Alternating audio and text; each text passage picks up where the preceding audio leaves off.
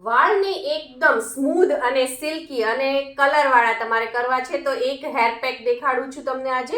એના માટે મેં એક બાઉલ લઈ લીધું છે. એની અંદર હું નાખું છું બદામનું તેલ. ત્યારબાદ એની અંદર હું નાખું છું નાળિયેરનું તેલ. બદામનું તેલ મેં 2 થી 3 ચમચી લીધું છે અને આ નાળિયેરનું તેલ છે 1 મોટો ચમચો લીધો છે.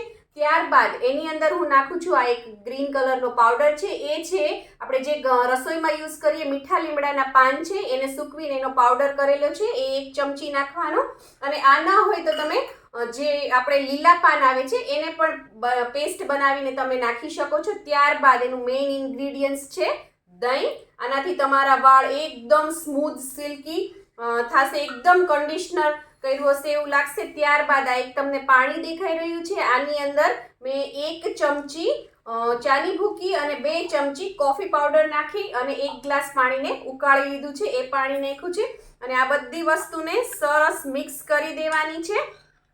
મિક્સ થઈ ગયા બાદ ત્યારબાદ આપણે એની અંદર નાખીશું 100 ગ્રામ જેટલી મહેંદી અને આ બધી વસ્તુ મિક્સ કરી દેવાની છે. આને તમે ડાયરેક્ટ પણ એપ્લાય કરી શકો છો અને 2-3 કલાક રાખીને ત્યારબાદ પણ એપ્લાય કરી શકો છો. આનાથી તમારા વાળ એકદમ સ્મૂધ એન્ડ સિલ્કી થઈ જશે અને બહારની હેર ડાયનો યુઝ પણ નહીં કરવો પડે અને લાલ વાળ પણ નહીં થાય, કારણ કે આપણે કોફીનું પ્રમાણ ઝાઝું રાખ્યું છે, જેના લીધે આપણે જે પ્રોબ્લેમ હોય છે કે મહેંદી નાખવાથી વાળ ડ્રાય થઈ જાય છે, લાલ થઈ જાય છે, એ પ્રોબ્લેમ હવે સોલ્વ થઈ જશે. અને જરૂર પડે તો આને થોડું આપણે ઢીલું કરવા માટે પાણી નાખીશું. અને આ પેક લગાવ્યા પછી તમારે એકદમ વાળને ડ્રાય નથી કરવાના. ઘણા લોકો શું કરે છે, વાળને એકદમ ડ્રાય કરી દે છે 2 થી 3 કલાક રાખીને ને પછી માથું ધોવે છે. એના લીધે વાળ બહુ જ રૂખા થઈ જાય છે અને તૂટે છે.